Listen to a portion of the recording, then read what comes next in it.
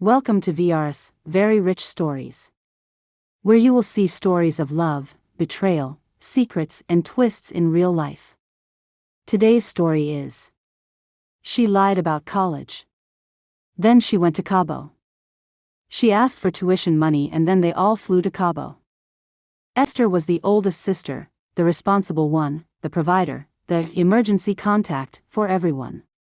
But when her youngest sister lied about going back to school, and all three suddenly posted vacation pics from Cabo, she realized it was never about help. It was about access. And that door? It's closed now. I thought being the successful sister would feel good. I was wrong. I'm doing what any good sister would do, is how I saw it. But something was broken in our family. Success in a broken system doesn't free you. It just makes you feel guilty. It just makes you useful. A self-made woman supports her three underachieving sisters out of love and loyalty, but beneath the surface, resentment, hypocrisy, and emotional manipulation threaten to break the illusion of family unity. Esther is their provider, their scapegoat, and their unspoken enemy, all at once. Esther thought that finally getting to this place in her life would feel good. She thought she would finally have arrived, not in competition with anyone, but for herself. She wanted to feel good in her own accomplishments. After struggling, working through college and law school, fighting racism, misogynism, tight finances, and unfair professors, she thought it would feel good. And, perhaps at work, in her 9-to-5 job it did. She had fought those battles. She had climbed that hill. But what of her family and personal life? Esther didn't even know how she got to this place in her relationship with her three younger sisters. Well, if you can call it a relationship.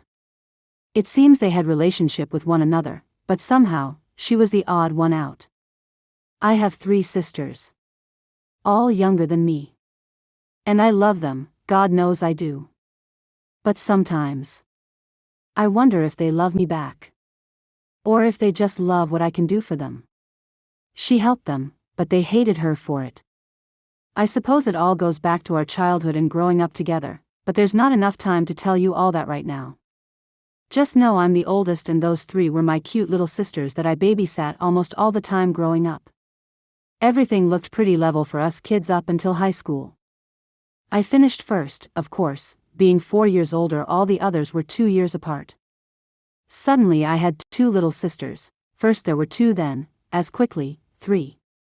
I took care of them all the time. By the time I was finishing college, Naomi was graduating high school and then I was accepted into law school. Sarah graduated high school 2 years later. Somehow I missed Bree's graduation.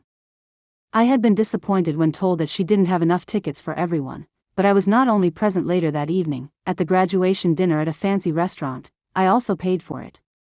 All of it. At that dinner I had asked Bree where she was going to college. She looked very uncomfortable and then announced that she was pregnant and wasn't going to college.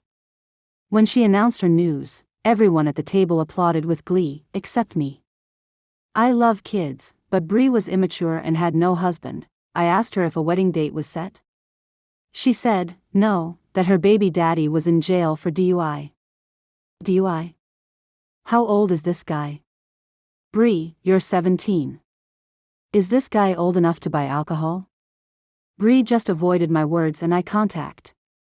But then blurted, you're in law school, maybe you can get him out? No, Bree, I cannot get someone out of jail for a DUI.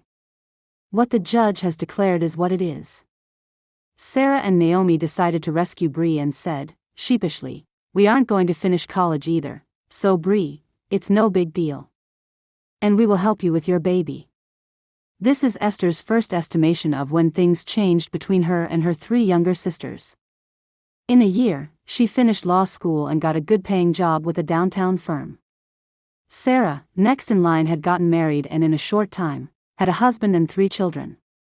Naomi, the third eldest, got married, also had 3 kids, had recently told Esther about her marital problems, separation and eventual divorce, so she was a single mother like Bree was becoming.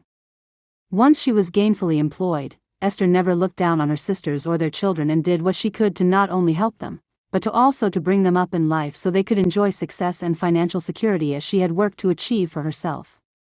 Success isn't what I thought it'd feel like. After high school, our lives split like branches on a tree.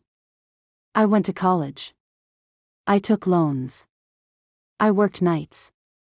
Now I have a stable job, an apartment, a life I built inch by inch. My second sister, Sarah, went to college for a bit. Dropped out when she met her now husband. She's got 3 kids now. House is chaos, but she says she's happy. Then there's Naomi, the sister most likely to change her hair color, like every week. Same story. Started college, met a guy, babies came fast. Divorce came just as fast. Some months ago she shocked me by telling me that she is a single mom. And my youngest sister, Bree? She went to college, well, to the campus. She never went to class, but we wouldn't find that out until later. 2 kids, 2 different dads, no real job. Just vibes and drama. She rose. They plateaued. Esther worked hard to rise in her career. Her sisters? Not so much. I help them. With groceries. Rent. Emergency money.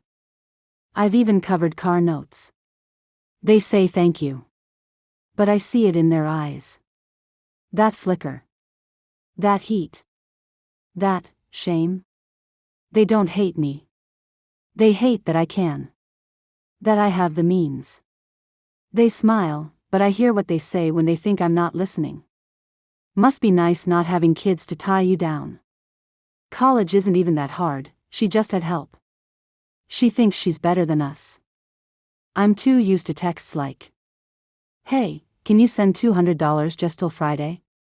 You coming to Mom's?" Naomi's car broke down again. I used to think I was the lucky one. That I escaped something they didn't. But now I see it different. They didn't want to leave. How can you escape a place you don't want to leave? I didn't escape, not really. Even though I thought I had. I just carried a different burden. They carry kids. I carry them. And the truth? It's not that I find out what's wrong with their lives, they are the ones asking me for money all the time. So my stance then was that, so I help. I always will. Not because they deserve it. Not just because they ask for it. But because I can. And they are my little sisters. It is through the events of this story that I learned that because I can, those who don't even want to escape their conditions in life, judge me for having escaped. They've tried to make my escape a curse they'll never forgive me for. They like the money that I earned because I escaped, but they don't like that I escaped. Can anyone make that make sense? They like the finances of being escaped, but they don't want to escape. Her success was their mirror. And they hated the reflection. Ever since I graduated law school, once a week, they planned sister dinners at restaurants, like a girls' night out, but when the check comes they look to the successful one to pay for everything. Every time. Some new place, a little pricey, always their pick. And when the check comes, they don't even look at it. They just look at me. No one says it. They don't have to. It's tradition now. It's not just about money for me. I want to see and spend time with my sisters. But for them, it's about what they think I owe them. For not being like them. Ah, there it is, the unspoken tax of being the successful one. I endure years of entitlement, guilt, unspoken expectations, and emotional manipulation from my 3 younger sibs, all wrapped up in one dinner check. Week after week. Everyone avoids eye contact. Glasses get lifted, phones get checked, one might say, "Oh, I forgot my wallet," as if. Then their eyes drift toward me with their usual expectation. Every time. Like clockwork. This is the price of peace in the family. If I don't pay, I'm selfish. If I do, I'm smug. It's a lose-lose proposition. If I can't make it to sister's dinner night, they have the nerve to ask me to pay anyway. And out of love, I do it. To complicate our sisterly dynamic, because I believed I had an individual relationship with each sister, Sarah, Naomi, and Bree, I thought we were doing okay as siblings. Our relationship? Well, they each come to me secretly asking for help. I'd help each one and they'd ask me not to tell the others. But when we all got together, they would behave as if there was nothing special between me and each of them and act like I was nothing special, just Esther. It was like cheating with a married man who acted like he didn't know you in public, but you are his entire world when you are alone. It was very unsettling. Still, I thought it was just a sister thing. I didn't want worship, I didn't want any of them to be humiliated to have to say out loud, "Thank you for the financial help," but I didn't want them, each of them, to act as though they hardly knew me when we were together either. I guess relationships really don't have space for secrets. It overcomplicates everything.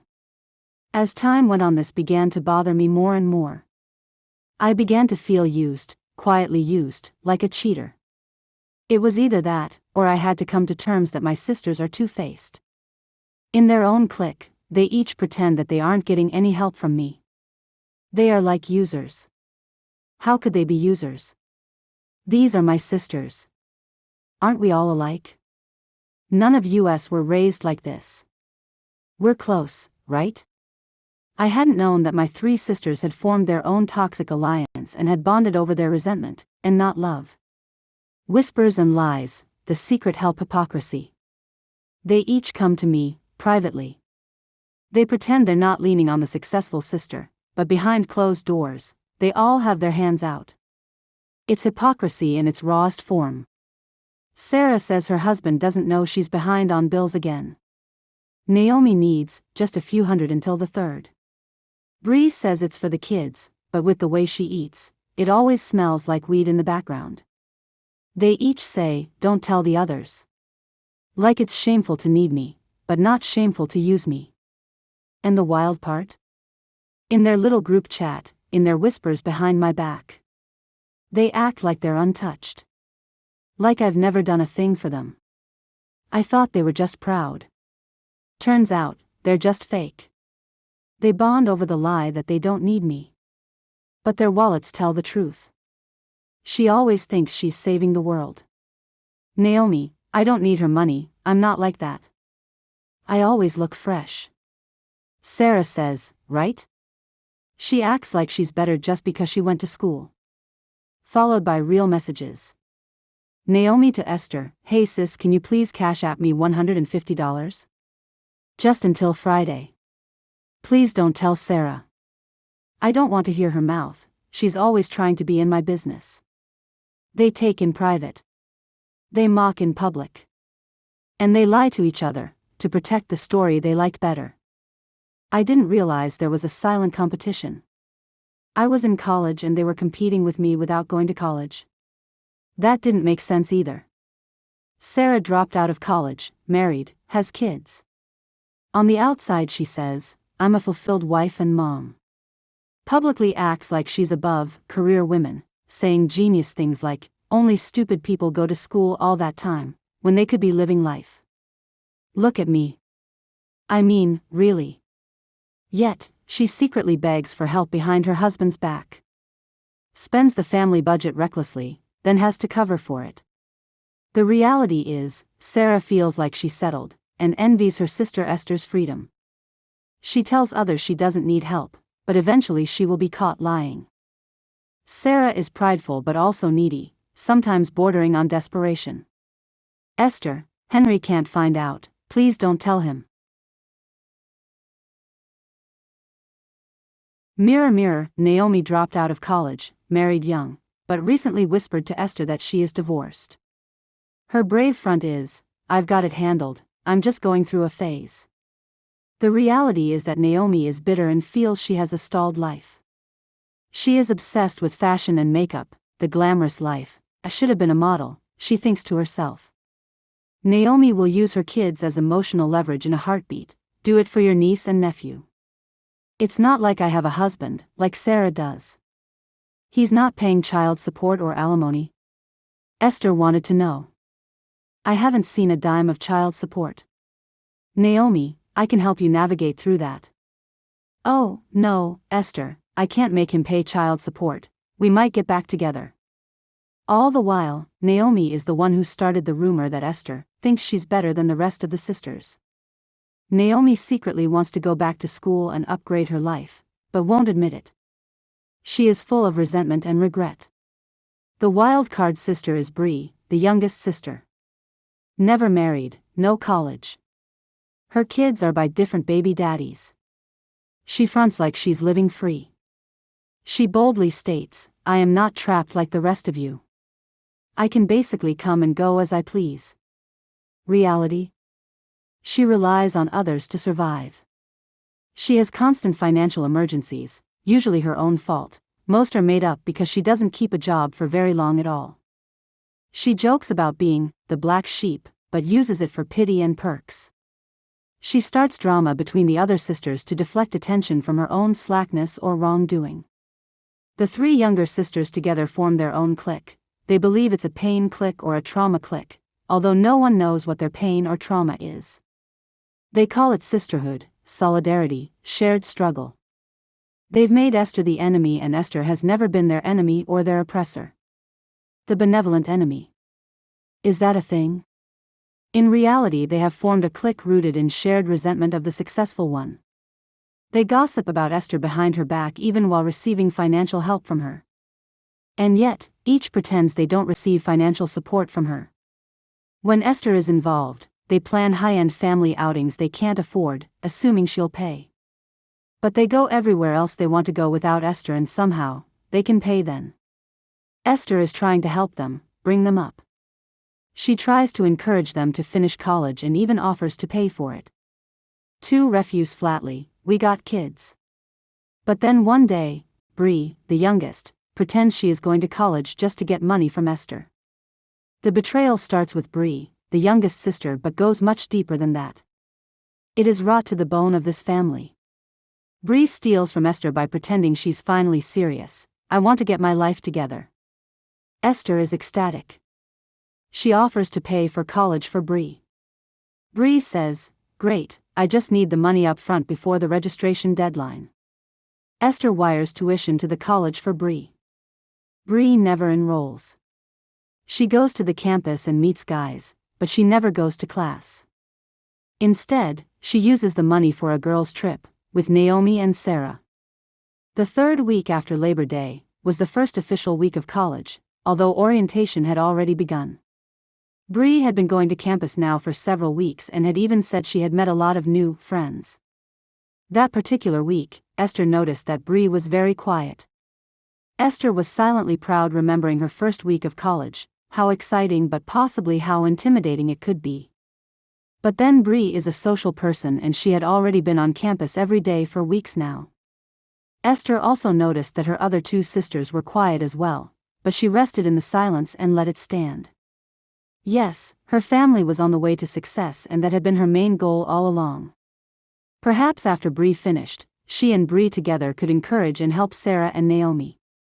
Each one reach one.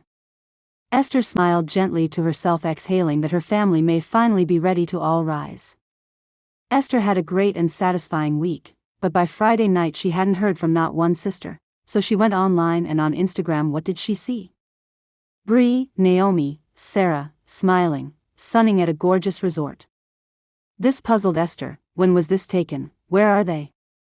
They are in Cabo. And when? When is right now?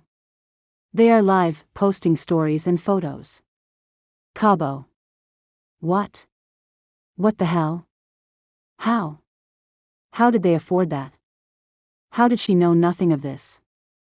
Why wasn't Bree in college? OMG, she freaked reading the captions. The caption on the post? #selfcare week, we deserve this.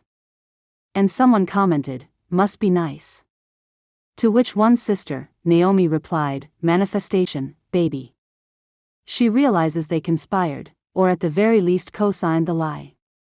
They let her believe Bree needed money for college. They let her hope.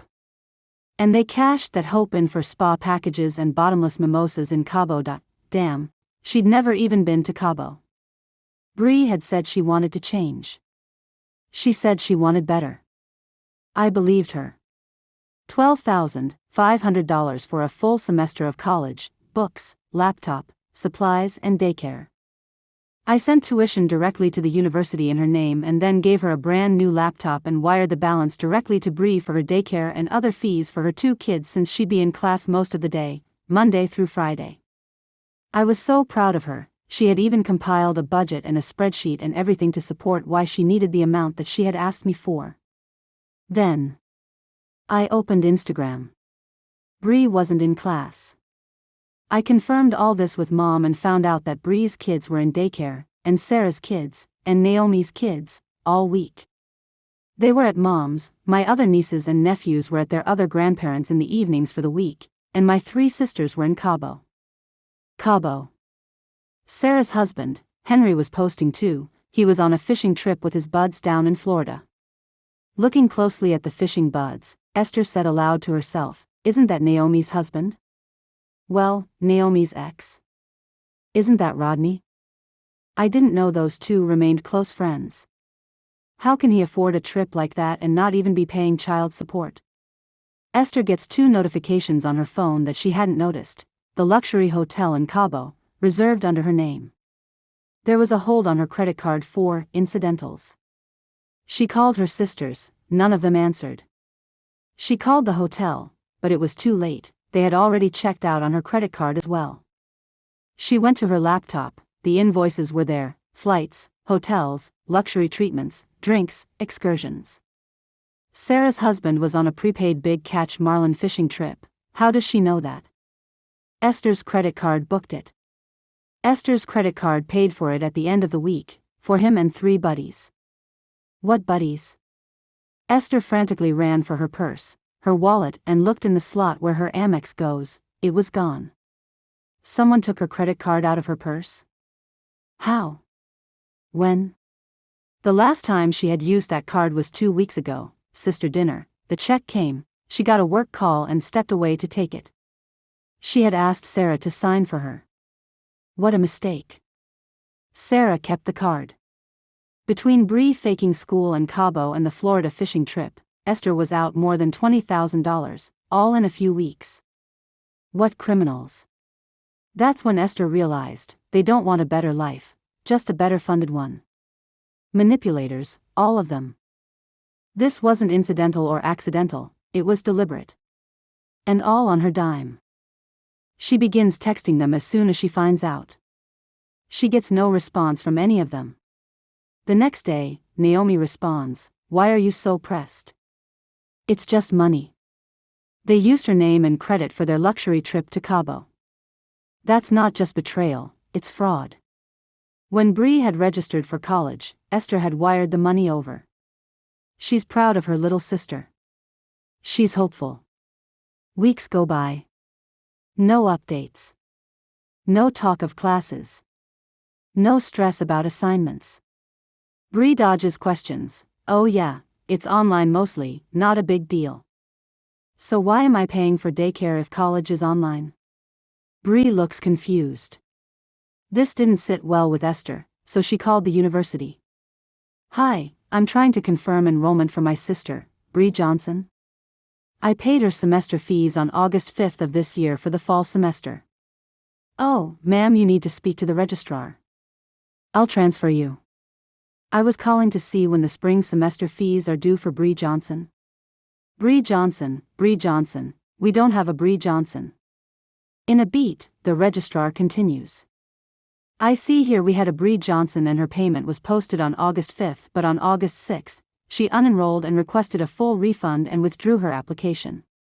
I'm sorry, we couldn't fully register Bree Johnson because it says here that she wouldn't be eligible anyway. She never submitted proof of high school graduation."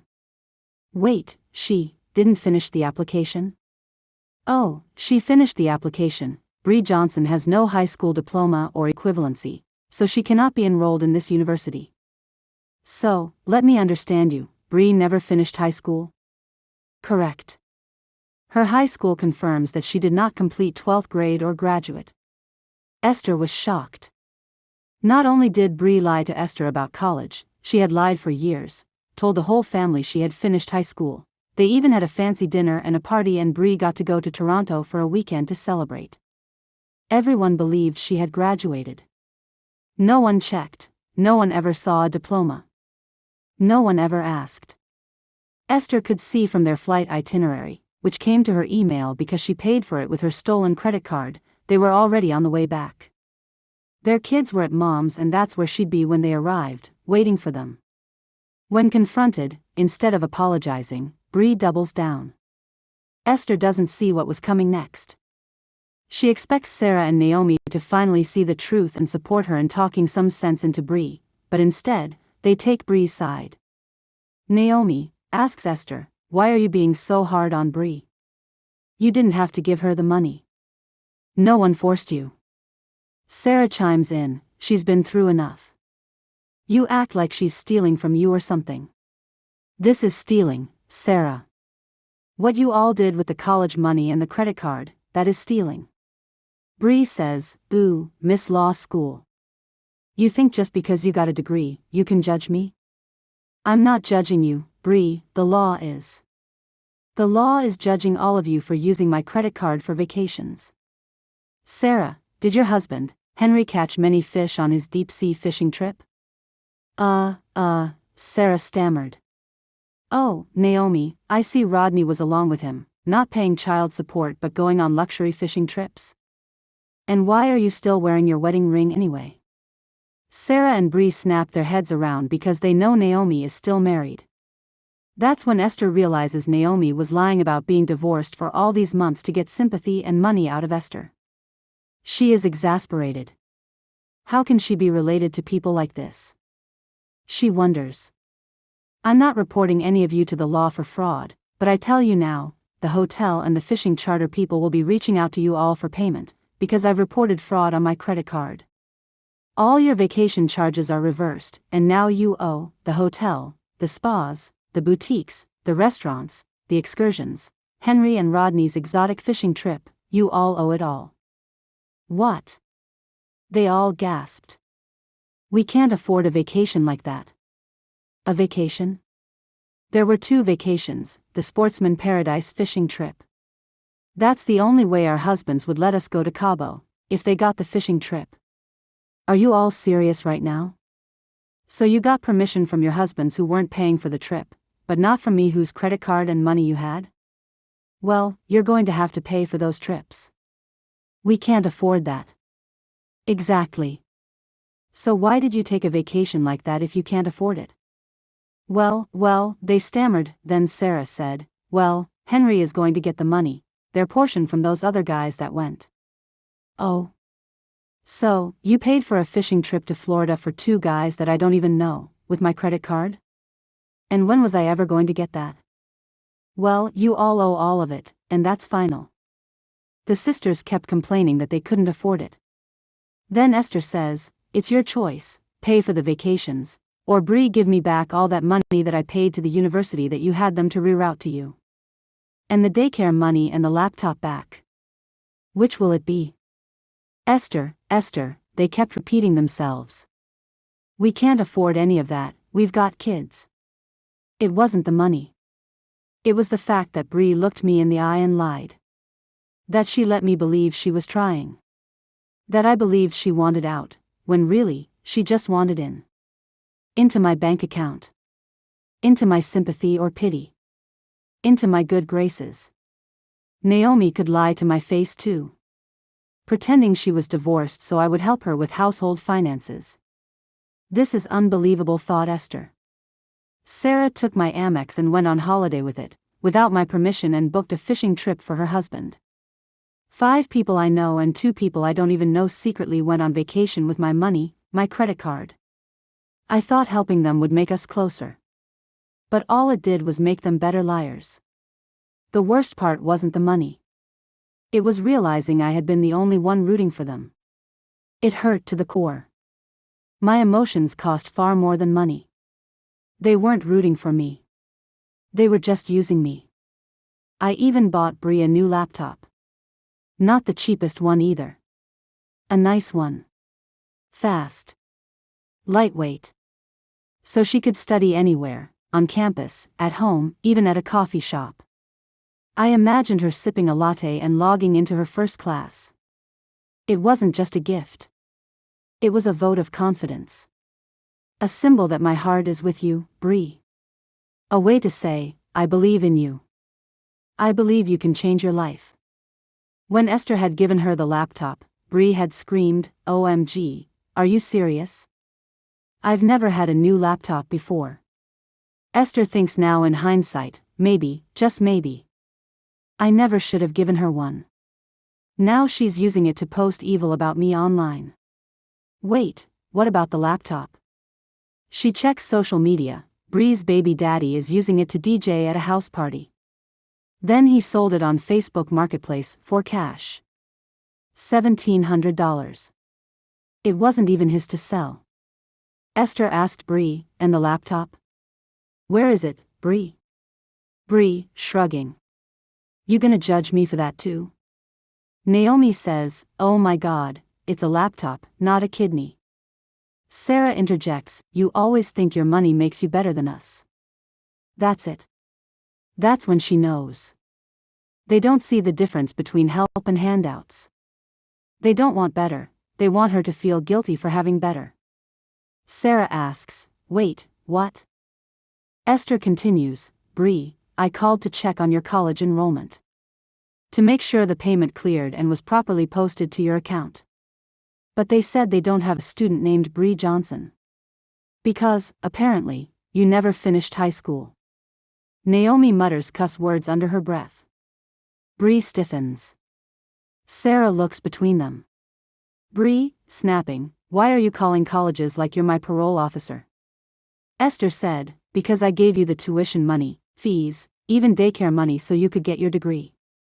Because I bought you a brand new laptop. Because you said you wanted to change your life. And please don't tell me that you have a parole officer. Naomi blurts out, OMG, it's not that deep.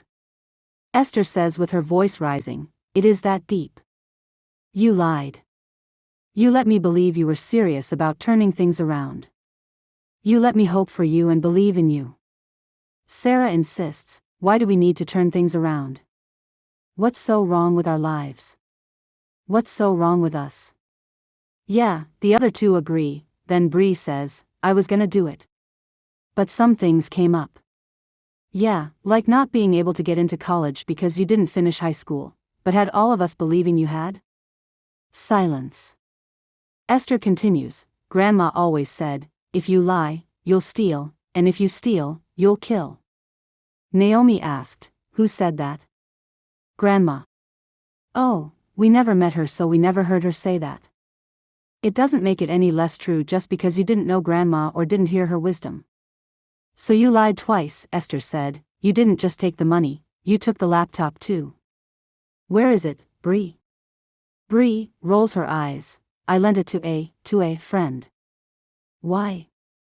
You want it back or something? Sarah argues, Esther, it was her laptop, you gave it to her. She can do what she wants with it. Esther continued, no, I bought that laptop for school, not for her friend, her baby daddy. Who is that guy anyway? Naomi says, wow. You really out here counting receipts? No. I'm counting betrayals, answered Esther.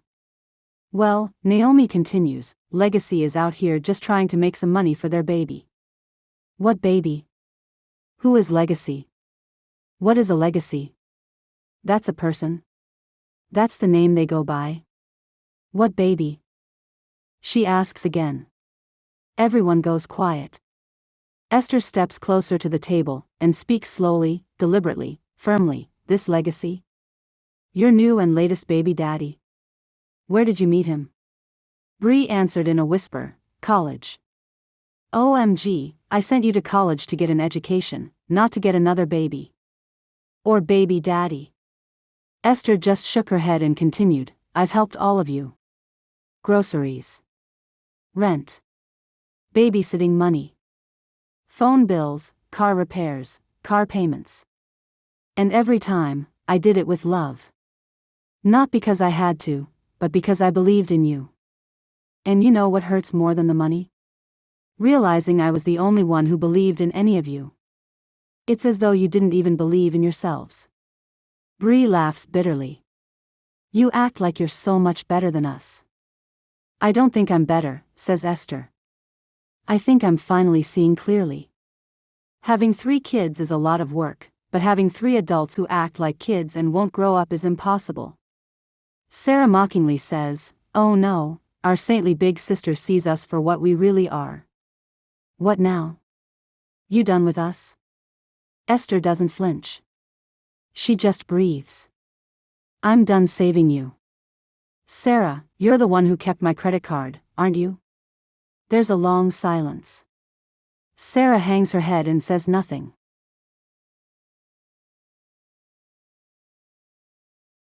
Naomi scoffs, we didn't ask to be saved. And even if we did, we wouldn't ask you. You're not God. No, I'm not God, but you all just expected it. Demanded it. Acted entitled, and then hated me for being able to give it. Decided to waste what I was giving you. I wasn't giving you scraps to waste, I was giving you the best that I had, while I sacrificed. I haven't been on a vacation since I started college. I have saved and denied myself over and over so I would have enough to bail you girls out when you came to me with financial worries. I am one person, making one salary. It is not my obligation to divide it 4 ways for 3 other adults. Which one of you here would do that for me? Those words should have hit, and they would have hit anyone with a heart, but Sarah, Naomi, and especially Bree completely missed what Esther was saying. They completely missed all Esther had done for them all of their lives, not just since she graduated law school. Bree decided to spit out all of Esther's help and said, you know what? Keep your effing laptop next time and your effing tuition. Esther states coldly, I will. She turns to leave. Stops at the doorway taking one last look. Y'all got each other. That's what you always wanted, right? Your little clique. Your group chat. You can keep it. She pulls her phone out. Opens the chat. Taps.